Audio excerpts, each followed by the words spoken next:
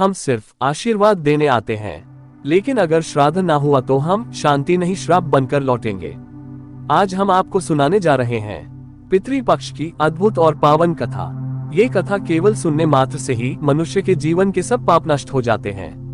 जो भी व्यक्ति श्रद्धा और मन से इस कथा को सुनता है, उसके ऊपर यदि पितृदोष हो तो वह समाप्त हो जाता है।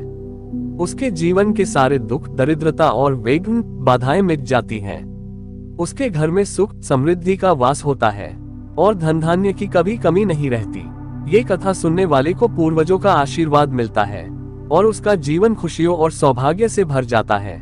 पितृपक्ष का महत्व अत्यंत गहरा है। शास्त्रों में कहा गया है कि इस समय हमारे पूर्वज स्वयं धरती पर आते हैं और अपने वंशजों से तर्पण और स्मरण की अपेक्षा करते हैं।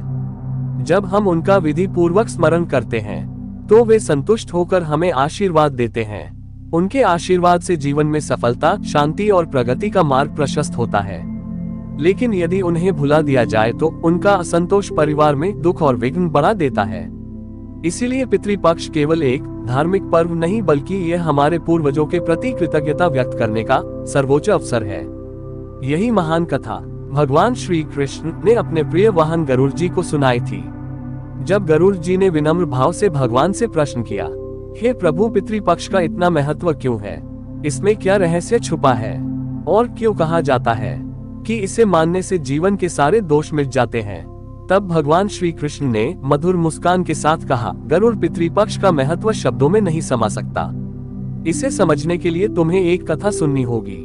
इस कथा को सुनने मात्र से ही पितृदोष समाप्त होते हैं, जीवन से दुख और दरिद्रता दूर हो जाती है और घर परिवार में सुख और समृद्धि का वास होता है। और फिर भगवान श्री कृष्ण ने गरुड़ जी को वह अद्भुत कथा सुनानी प्रारंभ की। दोस्तों, आप भी इस कथा को ध्यानपूर्वक अवश्य सुने। इस कथा के श्रवण मात्र से मनुष्य के सभी पाप और दोष नष्ट हो जाते हैं। पितृदोष से मुक्ति मिलती है, सभी कर्ज उतर जाते हैं और धन धान्य तथा संपत्ति की प्राप्ति होती है। साथ ही सुंदर और गुणवान पत्नी का लाभ होता है। संतानहीन को संतान की प्राप्ति होती है। ये कथा अत्यंत महान है और विशेषकर पितृपक्ष में इसका श्रवण अवश्य करना चाहिए।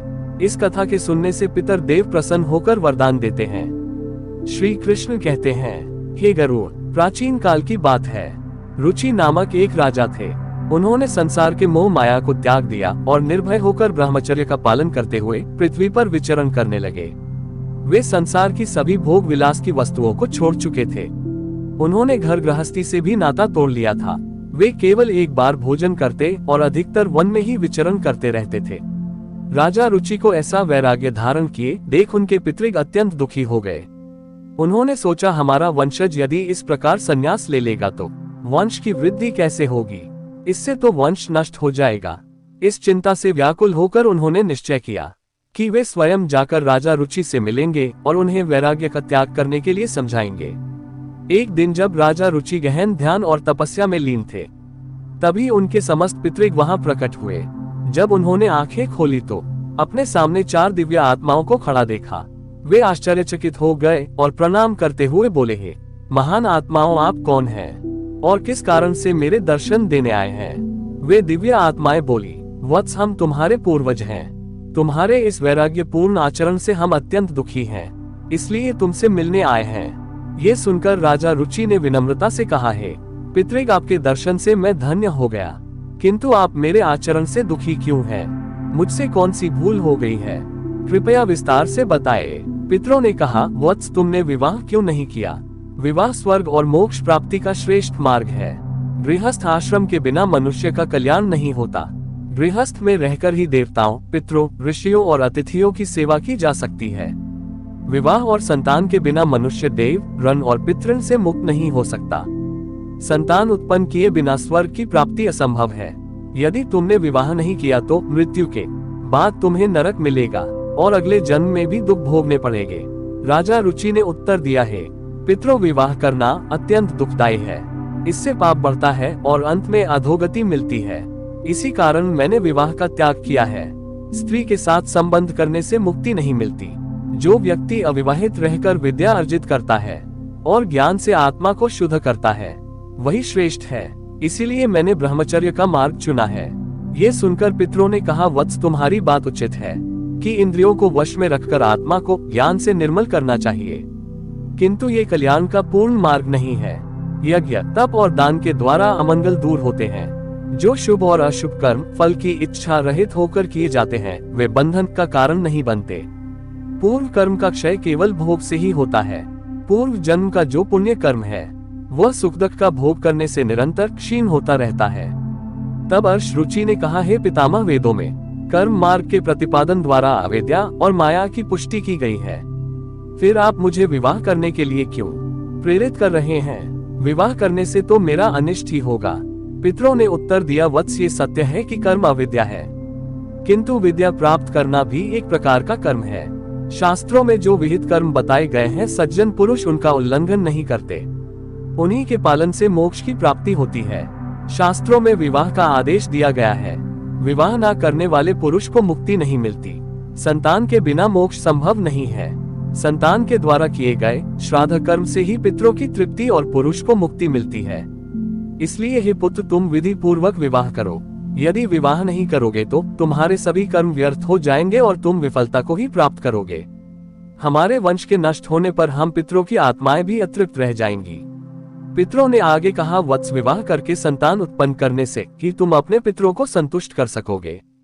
श्री कृष्ण कहते हैं, हे गरुड़, पितरों के ऐसे वचन सुनकर श्री रुचि को बड़ी ग्लानि हुई और उन्होंने विवाह करने का निश्चय किया। तब उन्होंने अपने पितरों से कहा, हे पितृक, अब मैं वृद्धा हो गया हूँ, मुझे कौन अपनी कन्या देगा? वैसे भी वृद्धावस्था में विवाह करना अत्यंत कठिन है। पितरों ने कहा, हे वत्स, यदि तुमने हमारे वचनों का पालन नहीं किया तो हम पितरों का पतन हो जाएगा और तुम्हारी भी अधोगति होगी। इतना कहकर वे अदृश्य हो गए। श्री कृष्ण कहते हैं, हे गरुड़, पितरों की बातें सुनकर और श्री रुचि अत्यधिक व्याकुल हो उठे। वे अपने पितरों की मुक्ति के लिए विवाह करने का विचार करते हुए कन्या की खोज में पृथ्वी पर विचरण करने लगे, किंतु उन्हें कहीं भी योग्य कन्या ना मिली। बार बार पितरों के वचनों को याद करके वे चिंता में डूब जाते और सोचते, अब मैं क्या करूं, कहां जाऊं? मेरे पितरों की मुक्ति के लिए कौन स्त्री मुझसे विवाह करेगी? बहुत देर तक मनन करने के बाद आरषि रुचि ने ब्रह्मा जी की तपस्या करने का निश्चय किया। उन्होंने 100 वर्षों तक वन में घोर तपस्या की। उनकी कठोर साधना से प्रसन्न होकर जगत पिता ब्रह्मा जी उनके समक्ष प्रकट हुए और बोले, हे रुचि, मैं तुम्हारी तपस्या से प्रसन्न हूँ। जो भी अभिलाषा हो बताओ, मैं अवश्य उसे पूर्ण करूंगा। ऋषि रुचि ने विनम्रता पूर्वक प्रणाम करते हुए कहा, हे परम पिता, मेरे पितरों ने मुझे संतान उत्पन्न करने का आदेश दिया है, किंतु मुझे विवाह योग्य कोई कन्या नहीं मिल रही। कृपया मुझे एक कन्या प्रदान करें ताकि विवाह करके मैं संतान प्राप्त कर सकूं। तब ब्रह्मा जी बोले, हे विप्र, तुम स्वयं संसार के प्रजापति बनोगे। तुम्हारे द्वारा प्रजा की सृष्टि होगी। तुम्हारे पितरों ने जो कहा है वह सत्य है। तुम्हें विवाह करना चाहिए। इस अभिलाषा को मन में रखते हुए पितरों की पूजा करो। वे प्रसन्न होकर तुम्हें उत्तम स्त्री प्रदान करेंगे और तुम्हारी इच्छा पूर्ण होगी। इतना कहकर ब्रह्मा जी अंतर्ध्य हो गए। ब्रह्मा जी के वचन सुनकर आरसी रुचि ने निश्चय किया कि वे पुनः अपने पितरों को प्रसन्न करेंगे। वे एक नदी के तट पर पहुंचे और एकांत में बैठकर अपने पितरों का तर्पण किया। तर्पण के बाद एकाग्रचित होकर वे भक्ति पूर्वक पितरों की स्तुति करने लगे। श्री कृष्ण कहते हैं, हे गरुड़, आशी रुचि ने जो स्तुति अपने पितरों के लिए कि उसे प्रत्येक मनुष्य को ध्यान पूर्वक सुनना चाहिए। ये स्तुति सब पापों और दोषों को नष्ट करने वाली है। जो इसे केवल एक बार भी सुन ले उसके अनेक पाप नष्ट हो जाते हैं और उसे पितरों का आशीर्वाद प्राप्त होता है। इसीलिए हे गरुड़, तुम भी इसे ध्यान से सुनो, तभी इस कथा के श्रवण का फल तुम्हें मिलेगा। आर्ष रुचि स्तुति करने लगे। जो अधिदेवता के रूप में विद्यमान रहते हैं और जो श्राद्ध के अवसर पर देवताओं से स्वधा द्वारा तृप्त किए जाते हैं, उन सभी पितृगणों को मैं प्रणाम करता हूँ। स्वर्ग में अवस्थित महर्षि गण भक्ति और मुक्ति की इच्छा से मानसिक श्राद्ध द्वारा जिन पितरों को तृप्त करते हैं, उन सभी पितरों को भी मैं प्रणाम करता हूँ। अग्निस्वाद वर्ष आ गया और सोमपति गण इस श्राद्ध में मेरे द्वारा तृप्त होकर संतुष्ट हो। अग्निस्वाद पितर मेरी पूर्व दिशा की वर्ष पितर, दक्षिण दिशा की आग्य पितर, पश्चिम दिशा की और सोमपति पितर उत्तर दिशा की रक्षा करें। ये सभी पितृ भूत, प्रेत, पिशाच और असुरों के कारण उत्पन्न दोषों से सदा हमारी रक्षा करें। विश्व विश्वभक्त आराध्य धर्मध्य शुभानंद भूतकृत और भूति नामक 9 गण, कल्याण कलद श्रेय कलता हेतु और अंग नामक 6 गण तथा वर वरेण्य वरद तुष्टि पुष्टि विश्वपात और धाता नाम से विख्यात 7 गण और महात्मा महित महिमा महावान और महाबल नामक 5 गण, इन सभी पितरों को मैं प्रणाम करता हूँ। राशि रुचि की इस स्तुति से समस्त पितृ प्रसन्न हो गए। उसी समय एक दिव्य तेज उत्पन्न हुआ जिसने आकाश मंडल में चारों ओर प्रकाश फैला दिया और संपूर्ण विश्व को अपने तेज से आच्छादित कर लिया। उस अद्भुत प्रकाश को देखकर श्री रुचि घुटनों के बल बैठकर पुनः अपने पितरों की स्तुति करने लगे। उनकी स्तुति सुनकर पितृ अत्यंत प्रसन्न होकर उनके सम्मुख प्रकट हुए और श्री रुचि ने पुष्प गंध और विविध नैवेद्य अर्पित किया। पितरों ने उन्हें स्वीकार किया और प्रकट होकर कहा, हे पुत्र, तुम्हारी स्तुति से हम अत्यंत प्रसन्न हैं, इसलिए अब निसंकोच अपनी इच्छा बताओ। नतमस्तक होकर ऋषि रुचि ने कहा, है पितृदेव ब्रह्मा जी ने मुझे सृष्टि की रक्षा के लिए प्रजापति बनाया है, इसलिए मैं गुणवान चरित्रवान और योग्य पत्नी की कामना करता हूँ, जिससे संतान उत्पन्न करके मैं अपना और अपने पितरों का हरण चुका सकूं। तब पितरों ने कहा, वत्स, इसी स्थान पर इसी क्षण तुम्हें उत्तम और मनोरमा पत्नी की प्राप्ति होगी। उसी से तुम्हें एक तेजस्वी पुत्र उत्पन्न होगा जो बुद्धिमान और बलशाली होगा। उसका नाम रोच होगा और वह तीनों लोकों में प्रसिद्ध होगा। उसके भी अनेक महापराक्रमी और पृथ्वी का पालन करने वाले पुत्र होंगे। ये कहकर समस्त पितृ आशीर्वाद देकर अंतर्ध्य हो गए। पितरों के अंतर्ध्य होते ही उनकी कृपा से उसी समय नदी के मध्य से एक अद्भुत दृश्य प्रकट हुआ। वहां से प्रमलोचा नामक एक अत्यंत सुंदर मन को मोह लेने वाली अप्सरा प्रकट हुई।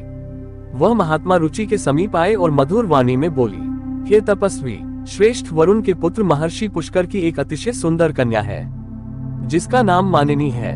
मैं उसी रूपवती कन्या को आपके लिए भार्या स्वरूप प्रदान करती हूँ। आप उससे विवाह करें। उस कन्या से आपको अतिशय बुद्धिमान पुत्र उत्पन्न होगा जिसका नाम मनु होगा। इसके बाद प्रजापति रुचि ने उस अप्सरा द्वारा प्रदत्त कन्या मानिनी से विधि पूर्वक विवाह किया। श्री कृष्ण कहते हैं, हे गरुड़, इस प्रकार आशी रुचि ने अपने पितरों को प्रसन्न करके योग्य पत्नी प्राप्त की और अपने वंश की वृद्धि की। इसके बाद भगवान श्री कृष्ण ने गरुड़ जी को पितरों को प्रसन्न करने के अनेक उपाय बताए। उन्होंने कहा कि यह उपाय मनुष्य के जीवन से पितृ दोष को समाप्त करते हैं और पितरों की कृपा प्राप्त करने में सहायक होते हैं। श्री कृष्ण ने कहा, पितरों को प्रसन्न करने का सबसे पहला और मुख्य उपाय तर्पण है। तर्पण का अर्थ है पितरों को जल अर्पित करना। पितृ पक्ष में पवित्र जल लेकर काले तिल, दूध और कुश के साथ पितरों का आह्वान करते हुए श्रद्धा से जल अर्पण करना चाहिए। तर्पण करते समय पितृभ्य स्वधा मंत्र का उच्चारण करने से पितर प्रसन्न होकर आशीर्वाद देते हैं। उन्होंने आगे कहा, श्राद्ध कर्म पितरों की तृप्ति के लिए अत्यंत आवश्यक है। इसमें पितरों के निमित्त सात्विक भोजन, फल और वस्त्र अर्पित किए जाते हैं। श्राद्ध करने वाले को ब्राह्मणों को भोजन कराना चाहिए और उन्हें वस्त्र व दक्षिणा देकर आशीर्वाद लेना चाहिए। श्राद्ध के दिन विशेष रूप से खीर, पूरी, सब्जी और अन्य सात्विक भोजन बनाकर पितरों को अर्पित करना चाहिए। तीसरा उपाय श्री कृष्ण ने बताया, गाय, ब्राह्मण और अन्य जीवों को भोजन कराना। विशेषकर गाय, कुत्ते और कौवे को भोजन देने से पितर तृप्त होते हैं। श्राद्ध के दिन गाय को रोटी और हरी घास तथा कौवे को चावल और खीर अर्पित करना विशेष शुभ माना जाता है। इससे पितरों की कृपा मिलती है और पितृ दोष का नाश होता है। फिर श्री कृष्ण ने कहा, पीपल और तुलसी के वृक्ष की पूजा करना भी पितरों को प्रसन्न करने का श्रेष्ठ उपाय है। पीपल का वृक्ष पितृगणों का निवास स्थान माना जाता है, जबकि तुलसी देवी लक्ष्मी का प्रतीक है। श्राद्ध के दिन पीपल और तुलसी की पूजा करके तथा पीपल के नीचे दीप जलाकर पितरों को तृप्त किया जाता है। इससे पितर प्रसन्न होकर परिवार को सुख, समृद्धि और आशीर्वाद प्रदान करते हैं। भगवान श्री कृष्ण ने गरुड़ जी से कहा, जो व्यक्ति पितृ दोष से पीड़ित होता है उसे गया जी या अन्य पवित्र तीर्थों पर जाकर पिंडदान करना चाहिए। गया जी में किया गया पिंडदान पितरों को संतुष्ट करता है। वे मोक्ष प्राप्त करते हैं और अपने वंशजों को आशीर्वाद देते हैं। पिंडदान के समय काले तिल, कुश और चावल का उपयोग कर पितरों को अर्पण करना चाहिए। ये प्रक्रिया उनकी आत्मा को शांति और तृप्ति देती है। श्री कृष्ण आगे कहते हैं, पितरों को प्रसन्न करने के लिए श्राद्ध पक्ष में व्रत रखना चाहिए। इस समय सात्विक आहार ग्रहण करना चाहिए और ब्रह्मचर्य का पालन करना चाहिए। श्राद्ध पक्ष में मांस, मदिरा और तामसिक आहार का सेवन नहीं करना चाहिए। व्रत के दौरान भगवान विष्णु, शिव और देवी लक्ष्मी की आराधना करनी चाहिए। इससे पितरों की आत्मा को शांति मिलती है और वे प्रसन्न होकर आशीर्वाद देते हैं। भगवान श्री कृष्ण ने बताया पितरों को संतुष्ट करने का एक विशेष उपाय है अन्नदान और वस्त्रदान। गरीबों, ब्राह्मणों और साधुओं को भोजन और वस्त्र अर्पित करने से पितरों की आत्मा तृप्त होती है। श्राद्ध पक्ष में किया गया ये दान मनुष्य को अपार पुण्य देता है और पितृ दोष से मुक्ति दिलाता है। पितरों की कृपा से परिवार में सुख समृद्धि बनी रहती है। उन्होंने कहा, पवित्र नदियों विशेषकर गंगा में स्नान करके पितरों के लिए जल अर्पित करना अत्यंत शुभ माना जाता है। गंगा जल पितरों की तृप्ति का सर्वोत्तम माध्यम है। इससे पितृ दोष समाप्त होता है और व्यक्ति के पाप धुल जाते हैं। गंगा स्नान से पितरों की आत्मा को शांति मिलती है और वे प्रसन्न होकर वंशजों को आशीर्वाद देते हैं। श्री कृष्ण ने ये भी बताया पितरों को प्रसन्न करने के लिए सत्संग में सम्मिलित होना और पवित्र ग्रंथों का पाठ करना चाहिए। विशेष रूप से भगवत गीता का 11वां अध्याय पढ़ना अत्यंत लाभकारी है। इसके पाठ से पितरों की आत्मा को शांति मिलती है और वंशजों पर उनकी कृपा बनी रहती है। भगवान श्री कृष्ण ने अंत में कहा, जो भी व्यक्ति इन उपायों को श्रद्धा और विश्वास के साथ करता है उसे जीवन में सभी प्रकार के सुख और समृद्धि प्राप्त होते हैं। पितृ दोष से मुक्ति मिलती है और परिवार में शांति बनी रहती है। हे गरुड़, जो इन उपायों का पालन करता है उसके पितर सदैव प्रसन्न रहते हैं। तो दोस्तों, इस प्रकार गरुड़ पुराण में पितृ पक्ष की कथा और पितरों को प्रसन्न करने के उपायों का विस्तार से वर्णन मिलता है। ये कथा हमें सिखाती है कि पितरों की सेवा और तर्पण करना हर मनुष्य का परम कर्तव्य है। दोस्तों, उम्मीद है आपको ये कथा और जानकारी पसंद आई होगी। अगर अच्छी लगी हो तो इस वीडियो लाइक करें, परिवार और दोस्तों के साथ शेयर करें और ऐसी ही आध्यात्मिक जानकारियां पाने के लिए हमारे चैनल अध्यात्म स्टोरी सागर को सब्सक्राइब करना ना भूलें। जय श्री कृष्ण। मिलते हैं अगले वीडियो पर। आपका धन्यवाद।